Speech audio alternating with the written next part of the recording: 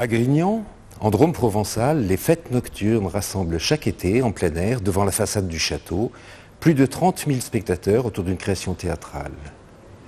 Retour sur quelques moments forts de cette longue histoire avec ceux qui l'ont écrite. Je suis le premier conservateur animateur des châteaux départementaux de la Drôme.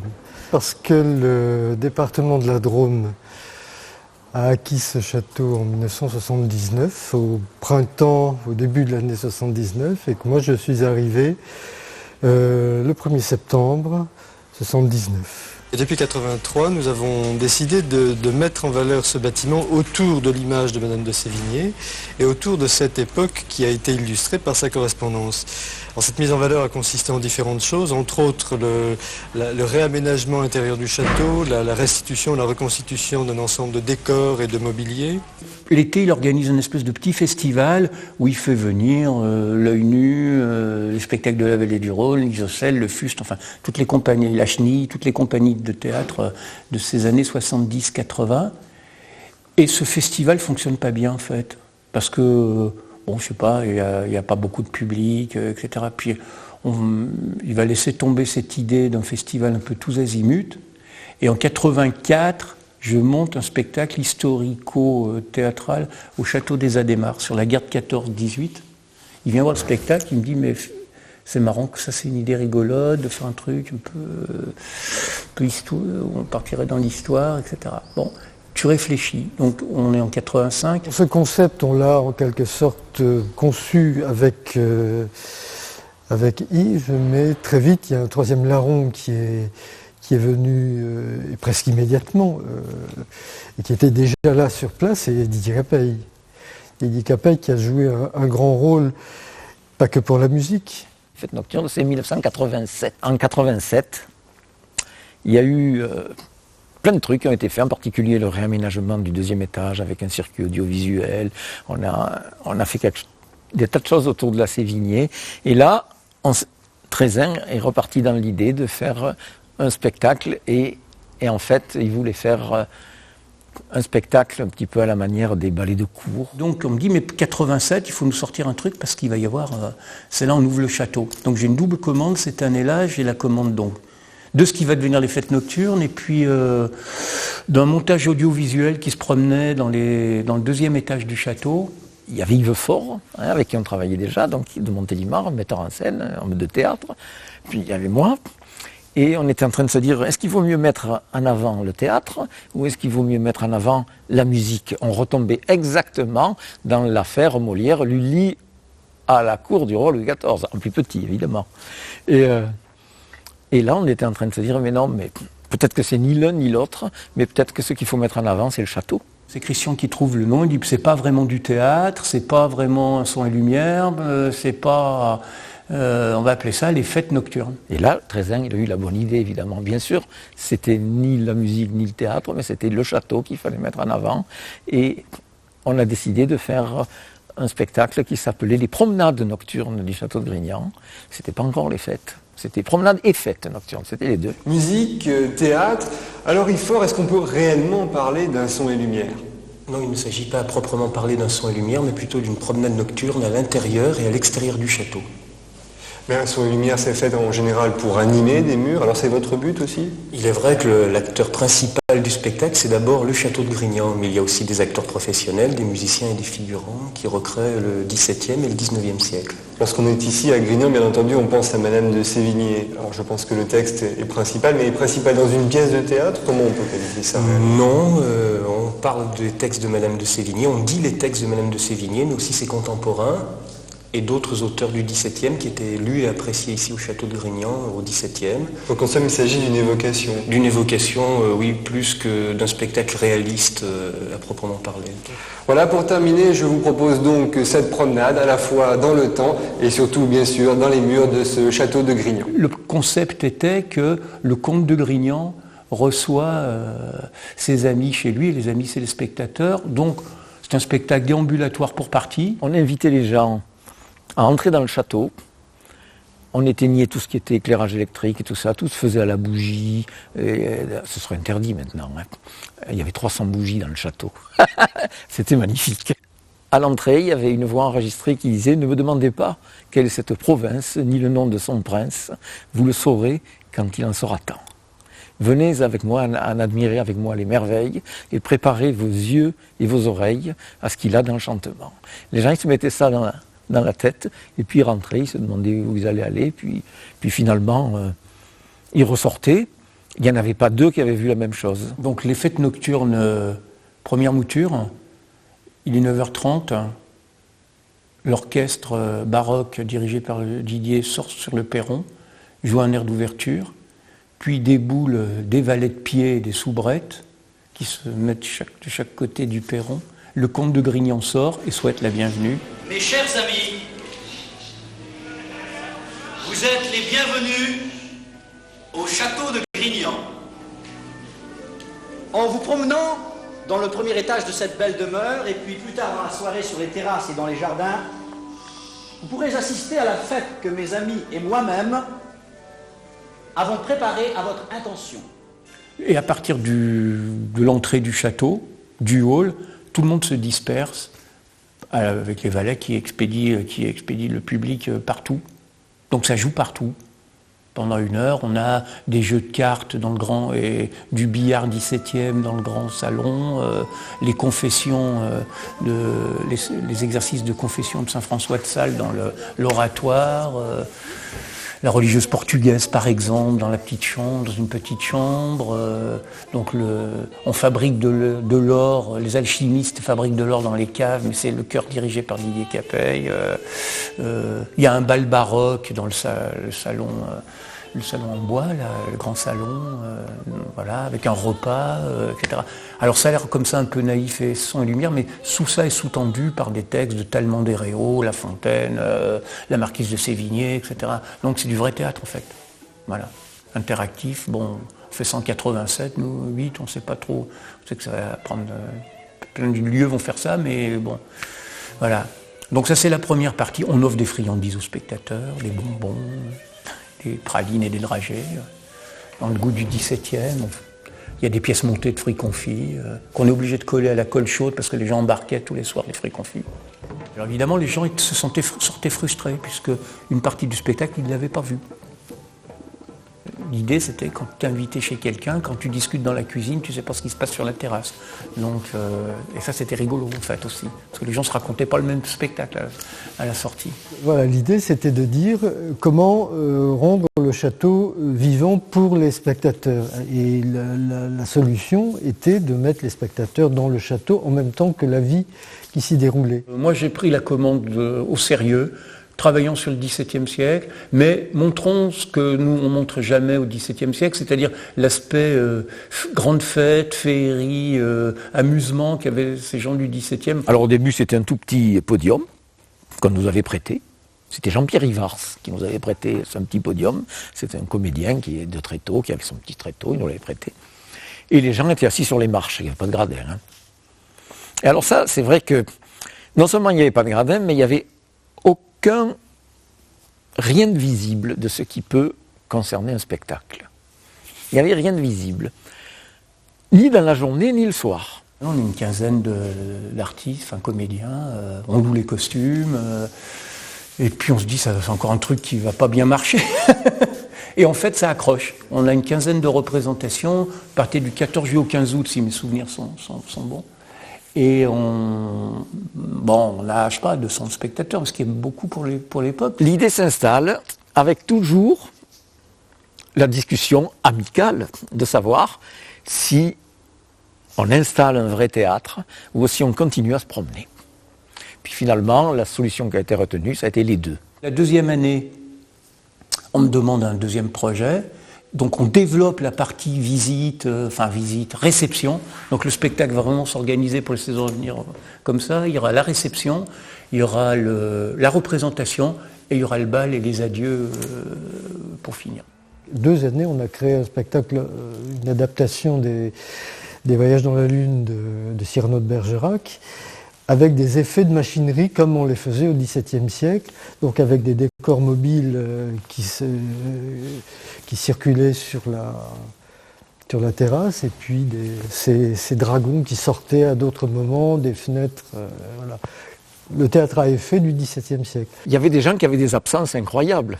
Parce que je me souviens, dans Le Voyage dans la Lune de Cyrano de Bergerac, qui a laissé quelques traces, lui aussi, au point de vue de l'imaginaire. Et il y avait une scène où, dans le bassin, là, qui se trouve là, qu'on venait d'inaugurer, il y avait 3 grands nénuphars en cuivre, mais des grands trucs, qui, à un moment donné, s'ouvraient. Je suivais 2 bonnes femmes qui discutaient, et il y en a une qui disait à l'autre « Oh, les nénuphars, c'était vachement bien quand même ». L'autre, elle regarde et dit « Nénuphar, quel nénuphar ?»« Mais comment, tu n'as pas vu les nénuphars ?»« Ah ben non, moi j'ai pas vu le nénuphar. » Cette dame était restée 2 minutes ou 3 devant ces trucs-là. Je ne sais pas à quoi elle pensait, mais elle ne les a pas vus. Le spectacle lui-même avait une importance, mais il avait une importance parce qu'il prenait place dans un continuum qui avait pris la soirée. C'était formidable, c'était l'impression d'être à la tête d'un bateau qui passait le Cap Horn chaque fois, chaque été, donc c'était génial, quoi. Les répétitions jusqu'à 3h du matin, les chaises à porteurs des précieuses ridicules qui, la veille du jour de la Générale, s'envolent parce que le Mistral soufflait à 120 km sur le plateau et donc il faut refaire... Enfin, c'est génial pour moi, mais peut-être pour les équipes d'écho, c'était moins génial. C'est par ici. Nous sommes en 1680. Pendant toute la saison d'été, le comte de Grignan ouvre sa demeure à la cour. L'espace d'une soirée, les spectateurs deviennent ses invités pour vivre les fastes du XVIIe siècle. Un voyage au cœur du théâtre et de la fête, un voyage au pays de la Bruyère et de la Fontaine. Voilà, et puis cette osmose entre amateurs professionnels, avec une idée vraiment de troupe, quoi. C'était assez génial. Et sans compter aussi les fêtes nocturnes de cette époque-là, c'était une pépinière c'était une université théâtrale aussi. Dans les coulisses sombres du château de Grignan, l'atelier costume a fonctionné en permanence de novembre à juin. Reproduction de modèles d'époque ou créations originales, les vêtements de velours, organza, drap de laine ou soie sauvage doivent être prêts à enfiler aux heures tièdes de l'été quand résonnent les premières notes des fêtes nocturnes. Et ce dont il faut parler aussi, c'était ce qui a, alors pour le coup, disparu complètement, c'était que c'était une création sur place, quoi. C'était à emporter, c'était plat à emporter en quelque sorte, avec ces costumiers, l'atelier costume qui commençait à bosser dès le mois de mars, avril.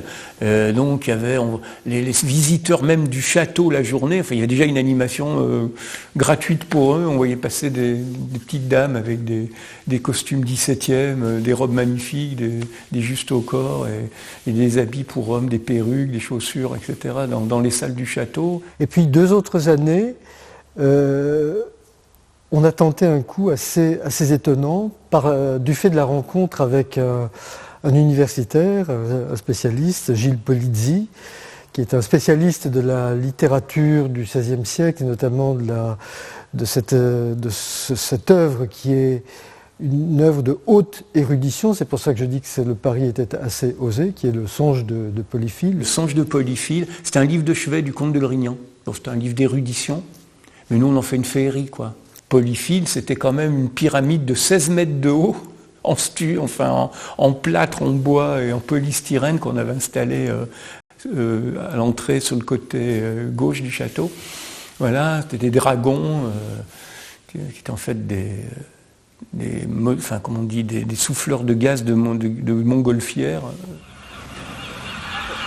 À Grignan, le miracle a eu lieu, les spectateurs l'ont vu. Son nom, le Songe de Polyphile, ou l'adaptation théâtrale unique d'un texte du XVe. L'été prochain, les invités reviendront.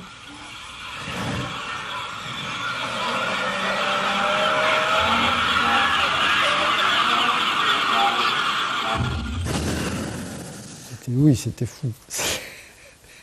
La construction de ces machines, je dirais, impliquait il faut de l'espace pour travailler, donc je ne sais plus trop comment mais c'était très intense pendant les mois qui précédaient le début des présentations publiques. Il y avait quand même 500 ou 600 spectateurs, ou même plus, je crois. Il y avait un grand gradin qui était installé, là, tout ça. Là, quand même, 13 ans, il s'est fait un peu de soucis.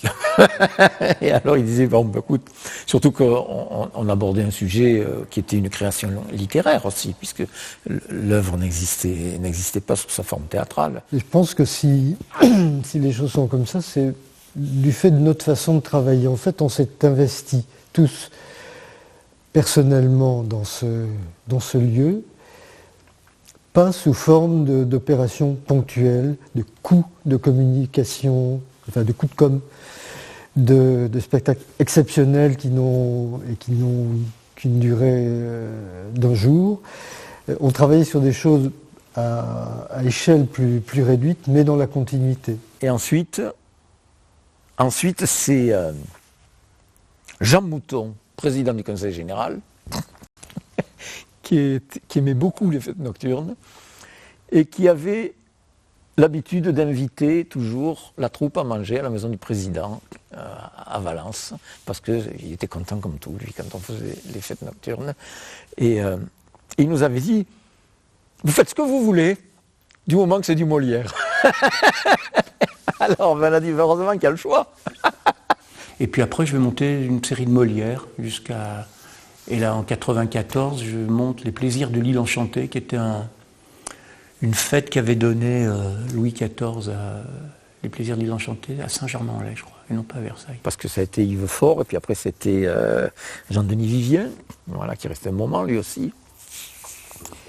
Et puis après, Jean-Vincent Brizat, voilà, et puis Pierre Gourlet. Et puis après, moi, je suis parti. Je suis arrivée en 99 pour m'occuper pas que des fêtes nocturnes, mais de tout le service culturel et d'ailleurs aussi de la communication des châteaux. Les premières années où j'ai travaillé, nous avons continué ces déambulations avec Bernard Rosé, qui a été un des premiers metteurs en scène que j'ai accueilli, moi, comme programmatrice aux fêtes nocturnes. Nous avons continué ces déambulations avec Philippe Berling également. Et puis nous nous sommes dit, à un moment donné, voilà, ça ne se renouvelle plus, on n'arrive pas à trouver le renouvellement suffisant pour créer un intérêt artistique. La déambulation et la promenade a été victime de son succès. Et puis les contraintes de conservation sont devenues plus importantes. Il ne faut pas oublier qu'à cette époque-là, le château n'était pas classé. J'ai proposé au directeur de l'époque, qui était Guy Sanjou, et au conseil général, de réfléchir et d'amener ces fêtes nocturnes vers un projet théâtral. Elle ne cherche même pas à tenter. Non. C'est moi. Allongé près de la Violette, au soleil, telle une charogne, je pourris sous la chaleur bénéfique du printemps. Se peut-il que la rigueur d'une femme puisse mieux trahir nos sens que sa légèreté? L'idée qui a émané à ces fêtes nocturnes, nouvelle version, c'était de capitaliser sur la grande réussite qu'étaient ces fêtes nocturnes fondées par Christian Trézin. Je trouve ça extraordinaire que ce qu'on a monté comme ça, à force des bras, dans la passion, etc., ne se soit pas arrêté parce que nous sommes partis. Que Yves est parti, que Didier est parti, que moi je suis parti le premier. Et tout ça, par un système de relais, a fini par perdurer. Alors, a perduré, mais avec des formes qui ont varié, mais c'est normal, on ne pouvait pas ad vitam aeternam proposer tous les ans le même système de déambulation. Et la réussite était là, le public était là, la chose théâtrale était naissante, mais elle n'était pas encore existante. Confier à un metteur en scène un projet de création théâtrale, c'était nouveau, et ça a été cette rupture-là qui a été donnée à partir des années 2002-2003 pour faire de ce projet, de ce château et ces fêtes nocturnes ce qu'elles sont devenues aujourd'hui, c'est-à-dire un festival de théâtre. Quand je suis arrivée, il y avait encore des tribunes anciennes. On a réfléchi à comment présenter du théâtre d'une manière un petit peu plus esthétique dans cette cour d'honneur. Donc on a réfléchi à faire une commande à des personnes qui travaillaient sur le gradinage et de respecter l'environnement du château, ce qui nous a conduit à avoir cet hémicycle que vous connaissez aujourd'hui aux Fêtes Nocturnes, d'un gradin de 800 places. Le premier spectacle avec le nouveau gradin était Don Juan. Et pour le metteur en scène, qui était Guy Frex, c'était une aventure absolument extraordinaire de pouvoir imaginer ce lieu de jeu en hémicycle pour ces comédiens. C'est vrai que te voilà bien. Je ne sais où tu as été déterré, c'est ta tiraille ridicule. Ouais, c'est la vie d'un vieux médecin qui a été laissé en gage au lieu où je l'ai pris. La particularité des Fêtes Nocturnes, c'est de créer un seul spectacle. Et il ne s'agit pas d'un festival avec une série de spectacles. Et ça, c'est un parti pris assez fort, parce qu'emmener 30 000 spectateurs sur une pièce de théâtre, sans baisser la garde au niveau esthétique, c'est-à-dire rester quand même sur une esthétique contemporaine, ne pas être dans une reconstitution historique. Ça, c'est un pari qui est très intéressant et je crois qu'il est particulièrement réussi et qui se poursuit aujourd'hui. Voyons, puisque vous voulez parler, parlez encore une fois. Asseyez-vous. Voyons, levez-vous. Pas vous, asseyez-vous.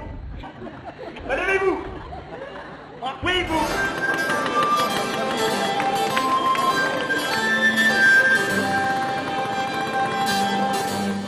On est face à un événement dans un cadre patrimonial et qui lui aussi, au fil des années, est devenu un peu un patrimoine de théâtre, de spectacle vivant.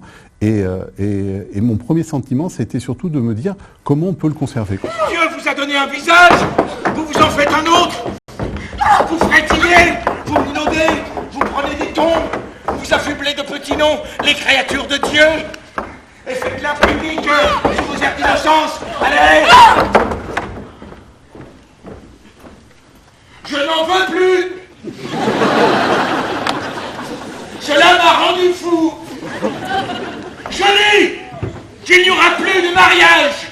Il me semble important de toujours chercher, c'est le lien, la force d'une proposition artistique tournée vers le public. C'est-à-dire comment est-ce qu'un texte ambitieux ou une mise en scène même un peu risquée, comment elle va trouver l'énergie suffisante pour passer le plateau et toucher le public.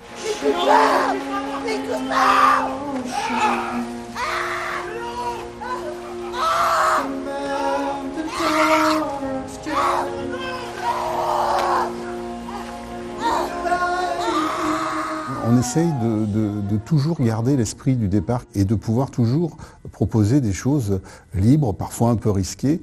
Et ça, c'est quelque chose aussi qu'on essaye de garder au fil des années.